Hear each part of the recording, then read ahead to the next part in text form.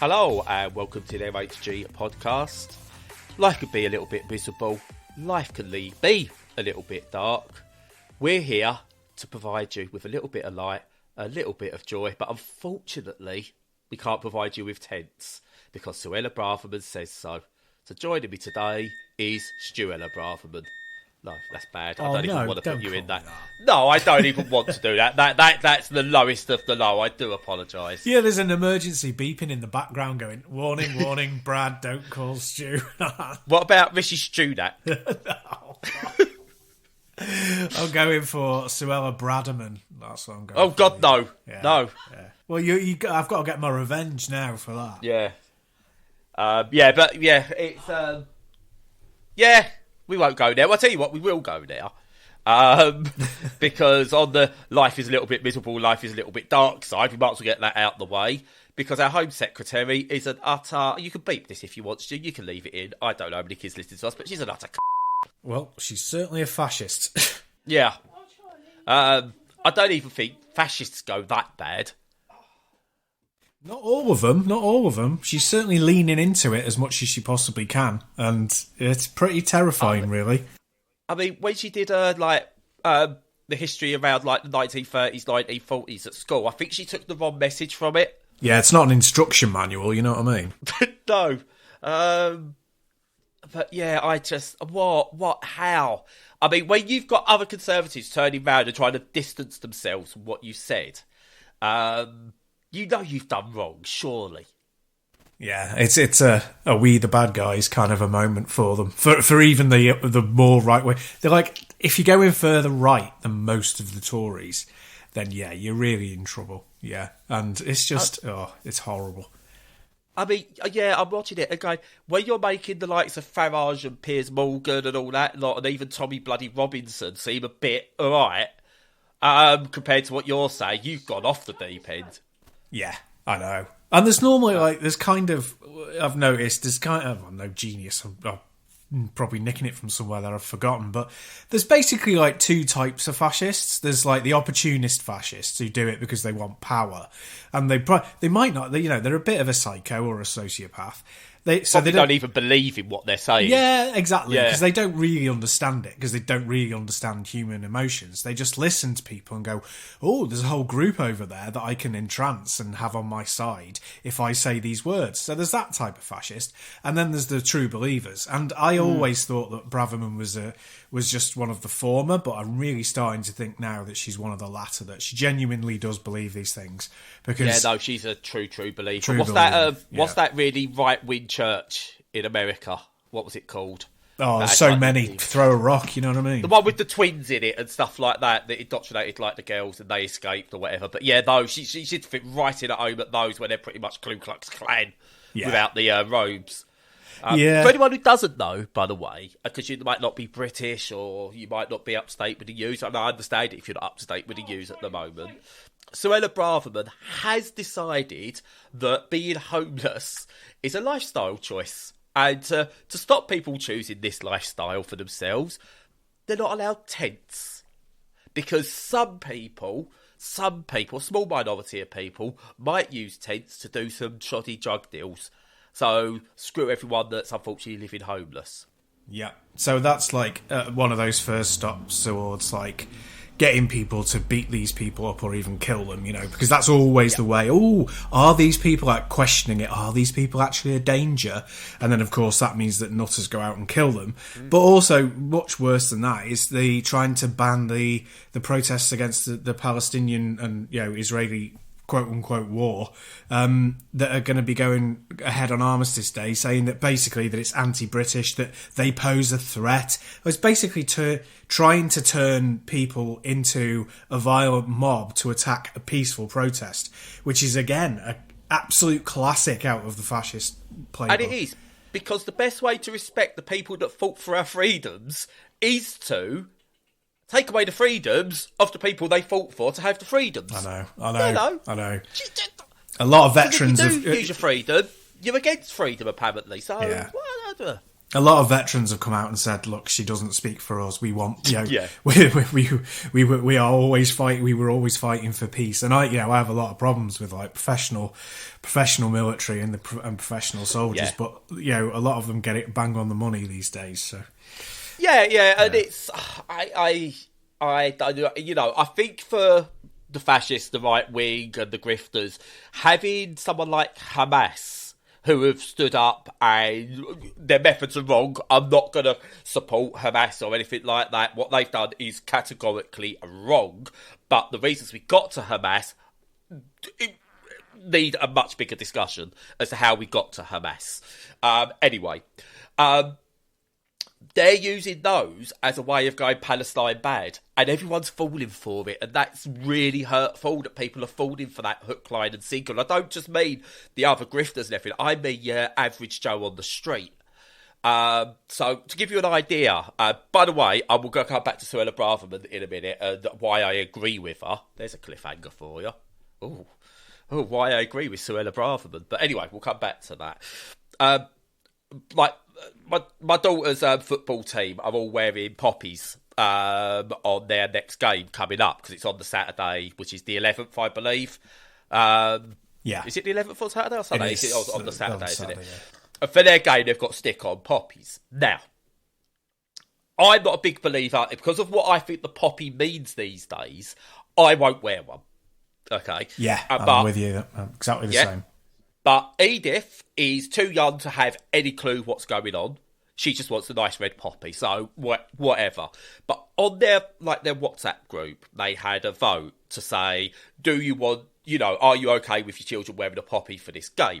Now, I'm okay with a vote, but it needs to be an anonymous vote, because what dickhead has to turn around and be the one, well, I'm going to put no.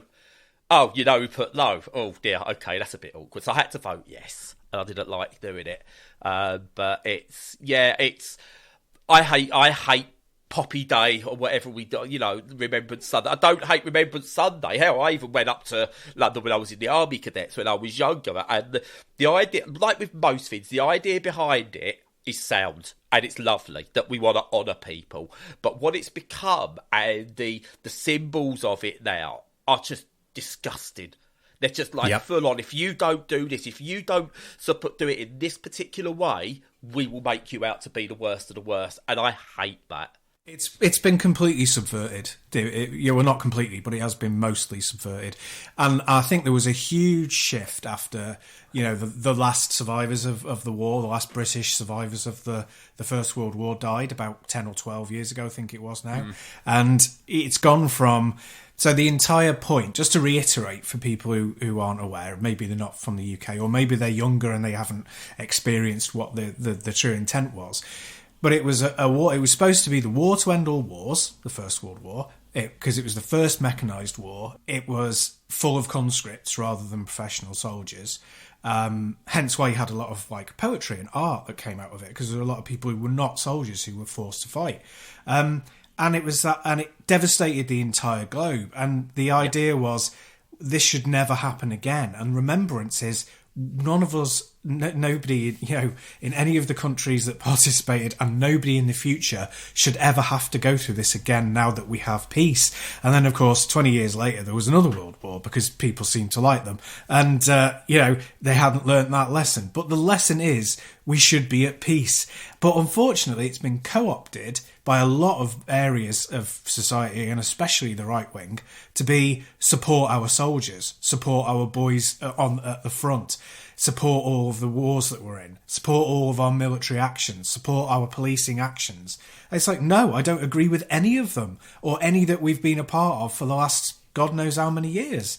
And it's disgusting. But anyway, I'm just on a soapbox now. No, you're fine. And I've spoken to veterans. I don't make it like a daily mission to go speaking to veterans or anything like that. But I remember I've spoken to people who were in the Second World War specifically. Don't particularly remember speaking to anyone who's ever in the First World War. Probably have, don't remember. And one of their things they always said to me when I went into the Army Cadets, and they said to me, I hope you can leave this at 16. Like, you're doing this as something to do to improve yourself, discipline, etc., etc. I hope you can leave this at 16 and you never, ever need to be drafted into war. And that's on the people who fought. We glamorise these people as being in the war. The war was glamorous. Not me and you, obviously, but in general, it's like look at how with the Blitz spirit and all that. No one wants that. No one wants to return to that. And you now get the right-wing grifters and everything having a go at trans people, having people who are neurodivergent, disabled, and go, well, we can't call on these people to go to war. That's a good thing. That's not a bad thing, that we're not built for war. I don't know how we can look at that and go, we've got a whole nation of people that wouldn't go and kill people for whatever message there is at the time, or that are ready to step on the field to protect. No, because we shouldn't be needing that. So, anyway, but that's the side. It's November 11th. Remember people in your own way if you have to. We're not saying don't remember people. There are people who are heroes. There are still people who are heroes who do have to go to war. They've made it that choice to protect, and we are in a world where that has to happen. Celebrate them, remember them, everything. But remember as well what they fought for, and don't shun people who are try to have free speech, proper free speech, not I want to call trans people weirdo, sex rapist freaks or anything, but you've got to let me say it. Not those kind of free speeches. They're the worst. Actual free speech. But anyway, before we move on to the positive and the light side of stuff with the video games, my agreement with Suella Braverman, okay? I'm in full agreement. We shouldn't give homeless people tents, Stu. Okay? Screw them. Is what I say. No tents for the homeless. Do you know why, Stu? Because it's too intense a conversation? It wasn't a joke, Stu. Go on. We should be giving them homes instead, Stu. I know, right? Me and Suella Braverman, we both want to, eradicate the homeless. We just got different methods. I want to eradicate homelessness by giving everyone a home to live in, a roof. She wants to eradicate the homeless by having them all freeze to death in winter. So, we agree with the message. No tents for the homeless. We just got different reasons as for why. Yeah, just slightly different. Yeah. Anyway. Before I move on, last couple of weeks we've gone with the mental health, political side of stuff, world affairs first and games second. If you've got anything about it, do you prefer that? Do you not prefer that? Do you prefer it if we leave it to the end? Let us know. On Twitter, email us, Discord, whatever. Let us know, because to be honest, I'm kind of liking the starting on the crap and then finishing on a high, personally. Well, I like it. You weren't asking me, were you? You were asking the audience. I was asking the world you. The world me. The world you. I am the world according to Stu. Yeah. Oh, that could be a series. Could be the world according to Stu. Yeah, I prefer doing it at the beginning, I think. It's good. Yeah. Now, I've got somehow move from that to video games. So, do you know what else is shit in a tent, Stu? What? PlayStation 5. Shit in a tent. Okay, go on.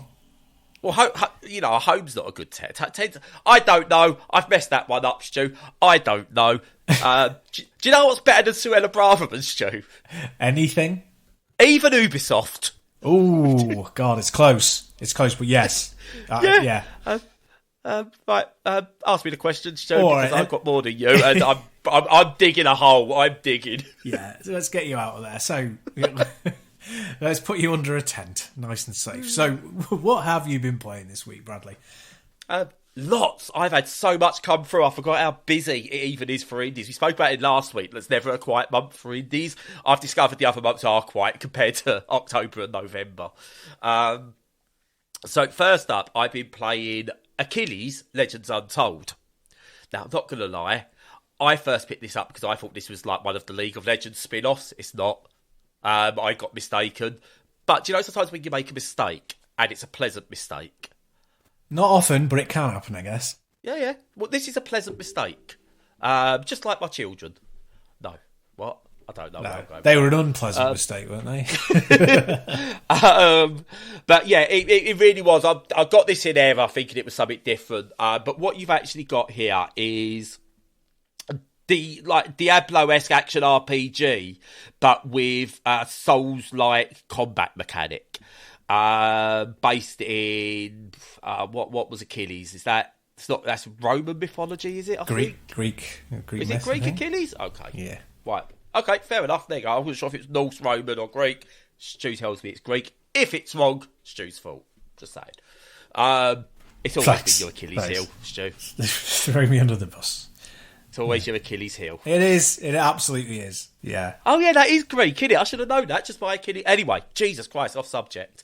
But yeah, what you've got here is a Diablo-esque type game, I said, with Souls-like combat. So the Diablo side comes from it, like you're going through these worlds and you're uncovering the map as you go, and it's from that kind of isometric-ish angle that you get. And you can unlock skills, get different weapons, and so on and so forth. The Souls-like element comes from it's very considered combat. You can't just run in and go, press all the buttons. You go into each individual battle, and you have to consider, right, do I need to parry? How do I parry? What's the enemy timings? When can I strike? When should I keep my distance? All of that comes into it. And again, you have to deal with single enemies, multiple enemies. They can kind of come out of nowhere. And the story is based loosely on Greek mythology. I don't think it's like an exact one-to-one of the story of Achilles, which is where I think the legends Untold comes from. It's like the hidden stories of Greek mythology and stuff like that, I suppose. Yeah. But I don't know enough about Greek mythology to say that. It might be a one-for-one. I don't know. I've just never... The story that's being told in there, it doesn't ring a bell with me. Apart from I heard a couple of the characters' names before. But that being said, it's a slow, methodical game, which I like. Some of these action RPGs go very much on either go way in on the action or way in on the RPG and never get the balance right. Whereas this one's done it quite well. There is like skill trees, and you can respec as much as you want, which is absolutely fine. So you can experiment a bit, and it does all make sense in terms of how you can do this stronger. You've got these slight improved powers. You can move faster. Loads of different bits that actually make sense, and you don't need to have a degree in physics and science to understand what each of the things means, which is really, really good. And what I liked about it, compared to, say, something like Victor Fran, which I also liked, but about 5-6 years ago when I played it, is you go through the game and you can think with it. Victor Fran was just very much, seat of your pants, do what you've got to do. And enemies got a bit samey, so it was just that in the end you was going through, he was like bang, bang, bang, bang, bang, now I've got a bigger enemy, take some time, and then bang, bang, bang, bang, bang. Whereas with this, every encounter, even the mobs in there, feel unique in a way. And it just really brings it all together. Again, it's not probably the greatest Souls-like you're going to play. It's probably not even the greatest action RPG you're going to play. But it's a very competent version of both styles that comes together really, really well. I'm about 5 or 6 hours into it so far, and I feel a couple of times it's felt like, this could be really short, but then it's moved on to something else. So I reckon maybe about halfway, just under halfway through. It suggests there's about 20 hours of gameplay. I don't know if that's completionist or whether that's just a story. But so far, I'm not done with it. It's not one I want to play constantly, but it's one I'm happy to jump in and out of now. I think now I've had my first barrage of it, I'm like, do you know what? If I've got an hour spare, I'll stick it on. But yeah, it's competent. It's really well made, which is always good to see. There's, I say, these games, they live and die on enemies and how samey those enemies are. It's got, I forgot the word, when things are different. What's that? Variety. It's got good variety. And I really, really like it. Not for everyone, but for what it is and a mixture of two genres, it's really, really good. And some of the big enemies are big and they are great battles. When you get through your first big battle, it does feel satisfying. Oh, cool. Yeah. It's cool.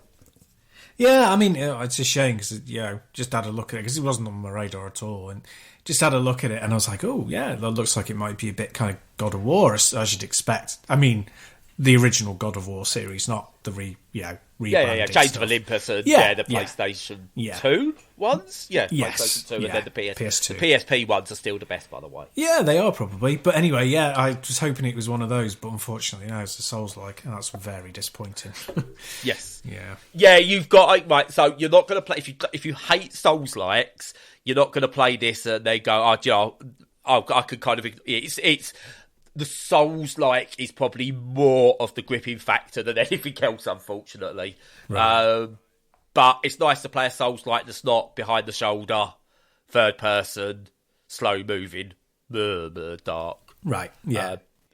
It's isometric-y dark. He actually moves at a bit of pace. So I like it. Mileage may vary, but to be honest with you, Stu, it's like I think it's 20 quid out of sale. It's on like a launch deal at the moment since it's come out for like 14 quid. Do you know what? It's one of those. If this came out on disc as a budget price for 20 quid in like the PlayStation 1, 2 or even 3 era, yeah, it'd be one of those sleeper hits, I think. But I think now we've got more games of this sort of budget. It doesn't have the hit it might have had in years past, but it's well worth it. If you come across it in a sale, or even if you're into Souls-likes, definitely pick this up. Well worth the price of entry. Right. Cool. All right then. Well, as you've got loads, go on, crack on. What's your next one? Crack on, Brad. Crack on. Get through it. So, I've been playing another game that's very similar to Achilles Legends Untold. Okay, in both tone, gameplay style, mythology, I suppose, is all in there. Very, very similar. I've been playing Nickelodeon All-Star Brawl 2. So, yeah. Just like Achilles, it's a Souls-like. No, it's not. Oh, no, Nickelodeon Souls-like could be quite cool. I've not seen... Has there been a Souls-like that's... No, you don't like Souls-like. I don't know how you feel about Nickelodeon. But if you took that kind of Nickelodeon Disney aesthetic and put it in a Souls-like, at least it's something different than dark and broody. Yeah, that's true. I mean, for me, a lot of these things are kind of, we've got an IP, we've got to make a game out of it because, it makes us money. That's the only inspiration for doing it at all. It just reminds me of like we were talking about the other week, of everything in the 90s being a platformer, every licensed game being a platformer. And it's just, these have replaced, I mean, every game is almost a licensed game now. It's all, the IP is a license of itself, if it, even if it started as a game. But yeah, no, I, apart from my initial off-putting thing, it would be great if they started to do something a little bit unique with all those IP that still appealed to kids. And I think one that sorry, I know we're going off topic a lot, but that's fine. One of the things that I was really appreciative of was the sort of the Disney one that did the little toys that could go into the game. I can't remember what Disney Infinity. Yeah, that thing. Now, Skylanders and stuff like that. Yeah, all of that is kind of, it's still trolling for money, but it's still, it's a good idea. Do you know what I mean? Yes. It's a good idea. Whereas this is just... a good idea that didn't make them all the money instantly, so they threw it in the bin. No, absolutely. Yeah, they've learnt from that, and now it'll just be like Smash Brothers copies for the rest of eternity. Yeah, but anyway, carry on. Great link there. So, back in 2021, Nickelodeon All-Star Brawl came out, and I covered it on the podcast. And I said, you know what? As a alternative to Smash Brothers, if you haven't got a Nintendo Switch, or, you might not be into Nintendo properties, so you might not get the thing out of it, and you might get something out of it because it's Nickelodeon characters. I thought it was decent, but it had many issues, such as like no voice acting in it whatsoever, and it just lacked some personality despite being Nickelodeon. So I was like, do you know what? If they ever do anything, it's either DLC for this or add to it and just add character to the game. Just add some character to the game and you've got a decent Smash Brothers alternative. So, what they did was they took all of that on board and went, nah, I don't think so. What we'll do, we'll add the voices in there and some extra bits. and we'll give you a very limited roster, because that's what you want in a game like this. It's like a Smash Brothers type game is a limited roster. Of course, that's what you want. But what we'll also do is, instead of just going, right, the All-Star, the Smash Brothers cloney bit is what sold this game, is what made it good. Okay, and it was a good game. I will stand by that. If you followed it, there was a load of DLC controversy with it. It got a bit slimy, and I stopped playing it. But let's take the good stuff. Let's sprinkle that back in there a bit, but let's add a story mode, which is fine. I'm okay with that. That has these weird platforming levels and stages that aren't even stages. So you get, like, in the game, you go along and SpongeBob and shenanigans go down, and what's the starfish called in SpongeBob? Whatever he's called, Freddy Star or whatever. I don't know. He's taken, or I don't know. There's a hamster in there as well, so I'm assuming it's all linked. I don't know. Nice. Yeah, again, if you're not British, you're not going to understand that. But anyway, yeah, SpongeBob goes off to save him, goes off to save Freddy, and you go through these levels, and the first level is, punch some of these enemies, and it gives you an idea of the mechanics. But then another stage, it decides is a shop. And it's a stage, and you have to complete that stage. It's like, that's not a stage. That's filler. That's the bit between stages. And then you get to another bit, and it's like, more of the same. And now you've got to fight Freddy. Again, someone tell me what his name is. I don't know. Starfish boy. Patrick, there we go. Patrick, apparently he's called. You kind of then have... Patrick's possessed, and you fight Patrick, and it's like, look, and then you've done this, and then you come to a big boss at the end of all these first stages, and you lose, and then you start again. There's more stages, and it mixes Smash Brothers style stuff with weird platforming type, Smash Brothers-y type stuff in there, all split into stages. And I just want to Smash Brothers it. This is all. Why? I don't want all this. Yeah. The Smash Brothers stuff is still really, really, really good. The rest of it's just crap. Honestly, it's like, I'm glad they've added character voices and sort of like more unique stages and music and everything. It's all in there. All the good bits are in there. And then they padded it with some other crap. And it's like, you could have just gone, look, here's All-Star Brawl 2.0. So, add it as a massive update patch with all the new characters, and then this maybe this weird story mode thrown in as a bonus or whatever. As a new game, I don't get it. And it's got a very, very, very small roster. When you consider how big Nickelodeon is, it's got a tiny roster that's mainly made up of about 5 different properties. So there's a couple of Turtles in there. I think there's like 2 Turtles and April O'Neil. I don't think there's Splinter. There's 2 of the Turtles missing. There's no Casey Jones, for example. There's a couple of SpongeBob characters. Jimmy Neutron's in there. Another character I don't know, I think, from Jimmy Neutron. An Angry Beaver is in there. Just one. But the fact it's called Angry Beaver suggests there's more than one Angry Beaver. There's a couple of the Rugrats in there, but not all of them. And it's just like, based on the controversy of the last game, where they added DLC, an expensive DLC for not many characters, I would have hoped this would have released with all Season 1 or first game characters included, as a big roster, and then started adding your DLC. I'd have been more okay with going more characters are coming in passes or whatever if you had a decent roster. But it's a roster that's been made, unfortunately, to sell more DLC. Because, I'm looking at it going, Nickelodeon All-Star Brawl. Do you know what would be really cool? Keenan and Kel in there would have been brilliant, because you could do that and use orange soda power-ups and stuff like that. Sabrina, no, she was Disney Sabrina, weren't she? But Clarissa Explains It All. Sorry, that was what I was thinking of. You could introduce like old characters that people might not know of as much anymore, but were still pretty big characters. I don't know if Paw Patrol with Nickelodeon, I'm sure they are, but there's no Paw Patrol characters. That could go in there, so you can family it up. Get your youngsters really into it with some of your older characters. It's got Ren and Stimpy. I love Ren and Stimpy, right? But how many new people into like Nickelodeon, when they got some of these characters from, have a clue Ren and Stimpy are?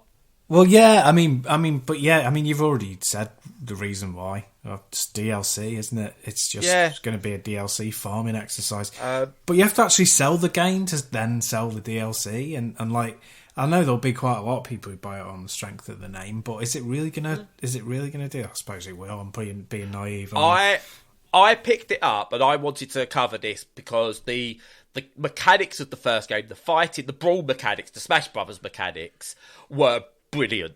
Honestly, apart from Smash Brothers, one of the better ones I've played over the many, many clones there are. And that side of it is still really, really, really good. Honestly, it's the closest to Smash Brothers without picking up a Nintendo Switch that you will get. So that side of it is absolutely brilliant. But the added stuff, take it or leave it as an added extra, is fine, but they make it the main jumping on point to the game, and it's like, yeah, no, that doesn't work for me. And the lack of characters, and the characters they did choose for the roster, whether that's because that's who they could get voice actor wise, I don't know, but it just doesn't make me think this should be a sequel. And definitely not a sequel that's coming in at like 40 quid for the bare bones version. It strikes me as this should have been a free-to-play game if they're planning on DLC and passes and stuff like that, or it should have been a bigger roster at the start for the price. Which is a shame, because like the first one, and what I will say is there's a game there, and there's an enjoyable game there, but boy, you have really got to like Nickelodeon to get anything from it, and want to get through the crap to get to the juicy centre, because they've hid that, unfortunately. Yeah, it's a shame. Yeah, there's a strand of gaming that, like, I think neither you or I would be anywhere near a part of if we didn't get codes for it for review. But, you know, where it is this kind of... We've been very British this episode, so I'll use an American expression. They want their cake and eat it too, you know, where they want to be able to charge full price for a bare bones game, which should be, you know, free to play, and also charge for DLC. And there's a lot of that going on. And it's always these great big multimedia companies rather than, individual studios with voracious developers who are bad in their own way. But it's always the likes of Disney, Warner Brothers, Nickelodeon, who are like, oh yeah, we can full price this and also charge for DLC. And it just, it's horrific. I mean, whether they make a lot of money or no money, it's still a horrendous thing to do. Now, I'm not saying they're going to do that. So they've either produced a game with not enough characters and no DLC, which is shit, or they've produced a game with not enough characters and they're going to provide them via paid for DLC, which is also shit. So there's no good here, really, unless the game is amazing. Just to give you an idea, like the publisher behind it, the publisher themselves of the games aren't a mega corporate type thing, but they are putting out licensed games. So they've put out like the first Nickelodeon All-Star Brawl, Nickelodeon Kart Racers 1, 2, and 3, DreamWorks All-Star Kart Racing. They've put out Goosebumps the game. One of the Street Outlaws games, I think I remember that. Cobra Kai games, the first and the second one, they put out G.I. Joe, all loads of stuff like that. And do you remember that racing game earlier in the year I really, really, really liked? And I said everyone should go out and play it. That's Car Arcade Rush. Oh, Jesus, yeah. Yeah, they're the publishers behind that one, which I found god-awful. And... yeah, it's not great. They have had a couple of decent games in there. Like, they published the first Cobra Kai, which was pretty decent. As I said, I think the Nickelodeon games, they've got something, but they've just been... just nothing about it makes me go, yes, this could go on to be something. I think they're going to be a big bunch of what-if games that what if they was given to... I don't think the developer's the problem, but they had a publisher behind it and went... okay, look, let's just focus on what we're good at. What's the good thing about this game? Let's focus on that. Yeah. I can actually talk about one that is really good and is the exact opposite of Nickelodeon All-Stars Brawl 2, which is now 2 times more than we should have mentioned the game. I'm playing a game called ArcRacer, which is an indie wipeout kind of game. And yes. Yeah, it's fantastic. So... I liked Ballistic NG. I probably didn't engage with it properly because you're supposed to like get into all of the downloadable tracks created by the community. But whereas Ballistic NG is very much a kind of here's Wipeout as it was, but there's more of it and with new tracks created, this is a kind of a lost sequel in a way. What it does is it tweaks the formula in the way that that Psygnosis used to tweak the formula as they did with each release, and it kind of sits between, I would say, probably 2097 and Wipeout 3, or RIPOUT as it was written down. It's kind of around. It feels like it's from that era. It looks very PS1. Well, actually, it looks earlier than PS1 to be quite honest, but running at 60 frames. But it looks nice in an abstract kind of a way. And what they've done is they've taken all of the combat out of it, direct combat, weaponry. And what they've done is they've put in a new system where it's about collecting little power pellets like you do in Pac-Man as you drive around the track. Mod it. Someone mod that game. Come on. But you collect these pellets that you used as currency for either replenishing your shield or for a boost, speed boost. And that's very much sort of taking the existing Wipeout mechanics and just tweaking them a little bit. It's nothing groundbreaking, but it's using those characteristics to make a different formula, which is good. So that's good. So there's a push-pull reward system with that. And there's also physical obstacles in the track that are in the form of these great big red X signs. And if you hit them, they slow you a little, not much, and they also take some of your shield. And I'm guessing the longer you go on, the more obtrusive these things become and stuff. Yeah. It's very fast, really clean. The track design is excellent. So whomever the guy is, guy or girl, is who produces it, I must look into them a bit more because it's very, very cleverly layered, nicely done, very much in the classic Wipeout mould, but brand new. It's at the moment, it's really good. The physics are peerless. They've done it so well that it really feels like both an evolution and an homage, and also a kind of extension of Wipeout. Caveat: it's basically more Wipeout, but. On the other hand, it's basically more Wipeout. So if you like the sound of that, it's on Steam. I don't know if it's on any consoles. I don't think it is.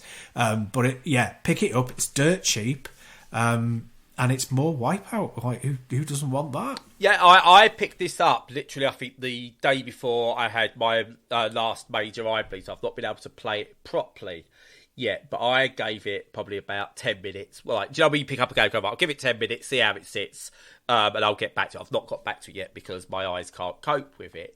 But, my initial impression of it was really smart. It's a simplified version of Wipeout, and the track design that I played, like the 2 or 3 tracks I played, were really, really good. And I like that it's almost pure racing. Because so many of these do go, it's Wipeouts, you've got to have weapons. So to take that out of it, I'm pretty, okay with. And it ran lovely on the Steam Deck, I've got to say that. Yeah. All 3 of the games, like previous 2 games, both run brilliantly on Steam Deck as well, by the way, just have to say that. But this, it should not run on a Steam Deck. As I said, it's what would you say? It's 28-bit era. It's not quite, it doesn't quite look as good as the Wipeout games did, but it's got that aesthetic, but slightly downgraded still, and it works for it. It does, yeah. It's that kind of flat shaded poly look that you were getting that the Amiga and the more powerful kind of things started to experiment with, and over on the Super Nintendo when they had the SFX chip, or what was it called, the SFX chip, the one that allowed Star Fox the and Mode stuff 7 to run stuff. Actually it wasn't in Star Fox. What was it? What was the really expensive Mario one? Kart. No.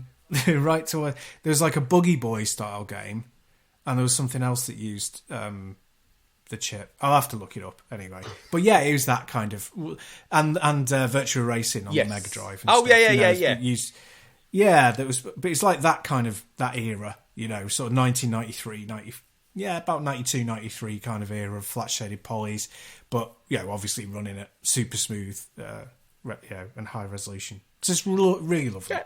And I've got to give credit to a developer that, as one of their selling points, is no multiplayer. Just that's in their selling point. To them. What's in the box? Yeah, no multiplayer. Yeah. Good, fair enough. You do you. Yeah. It's fine, and they priced it accordingly. It was £7, I think, something like that when I picked it up. I don't think that was even in the sale. I think that was just its price. No brainer, Stu. Get it. Even if it has things that aren't perfect for that price, it doesn't matter. It's a competent, fun game from what I played, and that was a very short amount. Yeah. You've played it longer. You're really enjoying it. So there you go. Indeed. There you go. So back to yourself. What else have you been caning it on? Would you like me to say that I've played something really, really, really good? But you're not going to. I'm going to say I've played something that's pretty good. Okay. So I picked up a game mainly so I could try and play it with Lo at some point, because she's into all her murder porn shit and everything. I don't like it, but she does. So there's a game called Scene Investigators, where basically you play a detective, I suppose. That'd make sense, really, wouldn't it? And you're presented with crime scenes. Again, it's in the title, I suppose. And the idea is you need to examine these crime scenes, look at the evidence, whether it's what you take there, whether it's reports from other people, and you have to basically fill in a report at the end that says, "Oh, here's what I discovered about the crime." And it will tell you at the end whether you got it right or not. What I really liked about it, there's lots to like, a couple of bits I don't really like, but they're only on the accessibility side, so I'll come to those briefly afterwards. But the idea is you might see, right, here's some evidence that was found on the victim. So you can look at it, and if you come across anything you need to look in deeper, it gives you a button prompt to say, look deeper into this. And what it tries to get you to do is actually, as a detective, is not go, oh, we've now highlighted this and put it in a notebook in there for you. You kind of have to make your own notes in a way, or remember stuff. And a lot of it is done, right, here's actual evidence that you have to put together. But you have to sometimes use your own intuition. So you might, do you know if you've ever played a game before, and there's any kind of detectivising in it or whatever, and it goes like a point and click, you go, right, I know to open this door I've got to get this key, or I've got to show this, and I could just use this coat hanger to hook this. And it goes, oh no, you can't use a coat hanger, even though it would reach, because that's not what the game doesn't do. That it kind of goes, I tell you what, right, you've seen that this person had a pocket watch, for example, or they've got this contact in their phone. This doesn't directly link to anything, but you remember something from before, that even though there's no direct link, you think, in your opinion, this links this person to that person. So if you decide that yourself, that this person linked to that person, therefore you can then link that to this other evidence and give you an answer, you can pop that answer in. And that answer might be, literally at the end, you fill in a report going, so-and-so was this person, so-and-so was this person, this is where it happened. And you fill in a report by typing in names of people, places, etc., etc. And at the end, it'll go, right, yep, okay, you got all of that spot on, we can use this now to press charges, etc. And that's really, really good. It's so open-ended, and the scenes are really well put together. The way you gather up evidence, I really, really like. Now, the issue I've got with the game is none of that. It's a lack of accessibility. So text is really small in places. Some parts where you can click on a letter and it will then give you a clear text version of that letter. But then you might go and look at a map that someone's like put stuff on a whiteboard with, and you can't get a clear text version of that whiteboard. So you kind of got to really squint in and look and see where it is. Stuff like that's a bit, I don't like that. I would rather have a way of being that, pop it up on screen flat so I can then just look through it myself. And as I said, small text options. It hasn't got controller support at the moment, so it runs on a Steam Deck. It doesn't run well on a Steam Deck. No, because I've played it early. No one's made like control schemes for it, so it's a bit horrible to play there. Big screen, mouse, keyboard, fine. Apart from the other accessibility options. But, do you know what? I really like it. There's so much to like here with the game, and the fact of how open-ended it is. And it's the best, for me, I would say, outright detective-based game I've played. Even outside of like Ace Attorney and stuff like that. Because Ace Attorney still drive you along a story, and you've still got to do things in the right way that the game wants you to do. Whereas this has just gone, look, if you come to the right answer, we don't really care how you got there.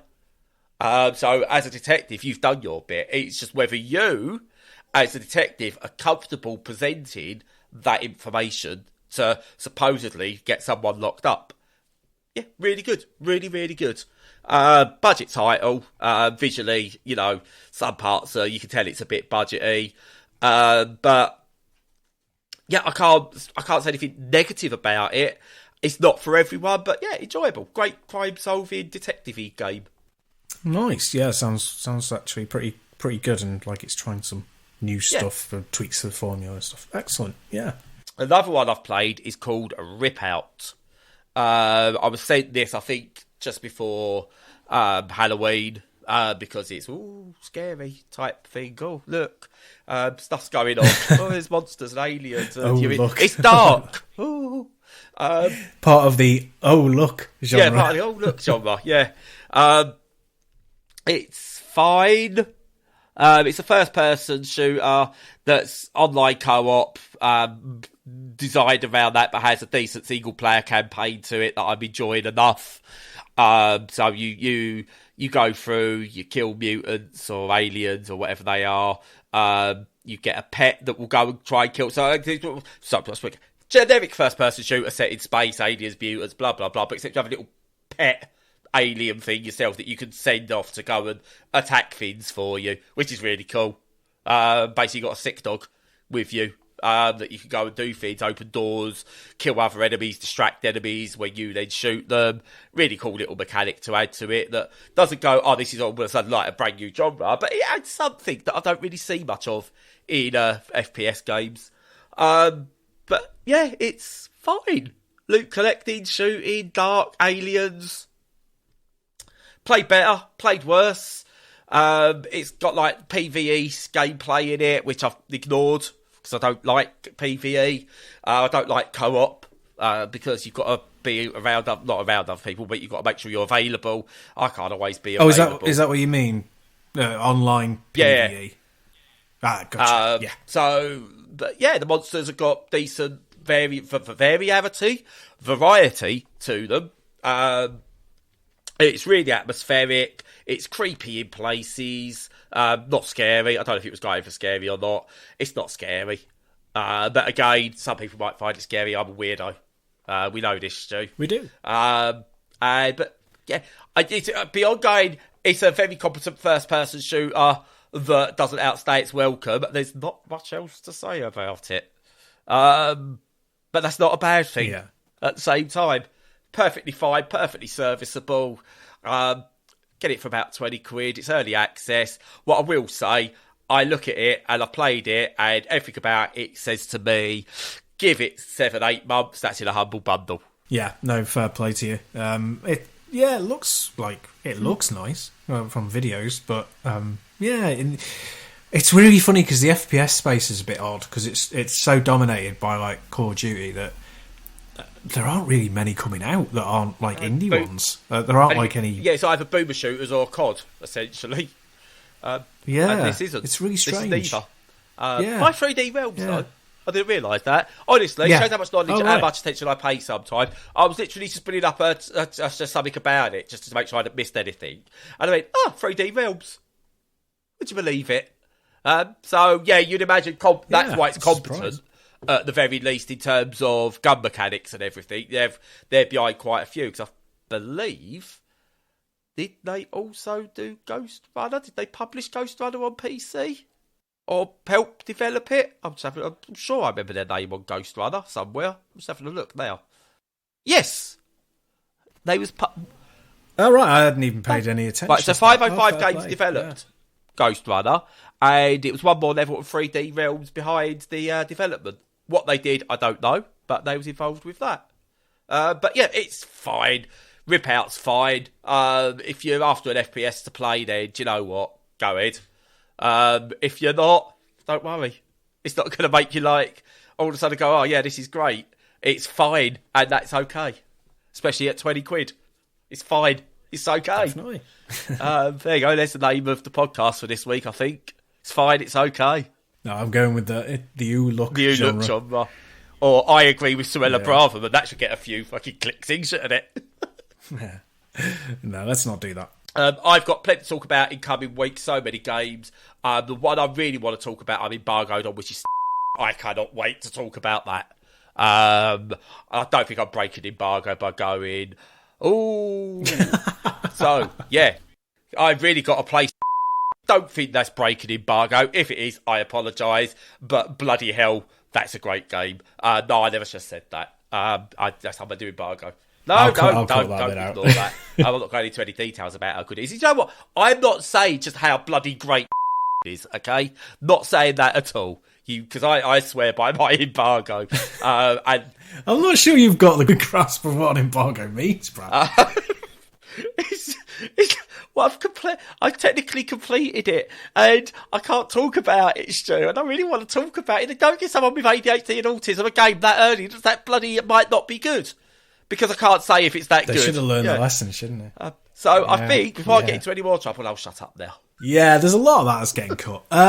You just bleep the name of the game. Just bleep the name of the game in there. There we go. Yeah. Anyway, yeah, I think that's quite enough for one day. So, yeah, God, my head's scrambled. So, yeah, no, yesterday I was down in Milton Keynes, the most exciting place on earth, TM, to visit, like, my work colleagues, because we were having my leaving do kind of thing, which was nice. And but I was up at 5, and I got home about 12 at night, so I'm a bit fried. But, yeah, I'm all right. But anyway, that wasn't for the podcast. That was leave it in. I don't care. Right, I know you do a good job at editing, Stu. I know you do a good job at editing. But my attitude to editing is, whatever. If I can chuck a cut, if I can cut a chunk out of it easily, and it doesn't miss it fire. Otherwise, you know what? Warts and all, leave it in there. It's real. Yeah. But yeah, that's kind of why I'm the editor. So. Yeah. Well, anyway, yeah, no, we'll leave it there. So, yeah, as usual, follow us on all the socials, engage with our content on the website. Try and, if you want to, have a look at our Discord and join in some of the conversation there, because it's good. And in the meantime, until next week, stay safe and stay sane.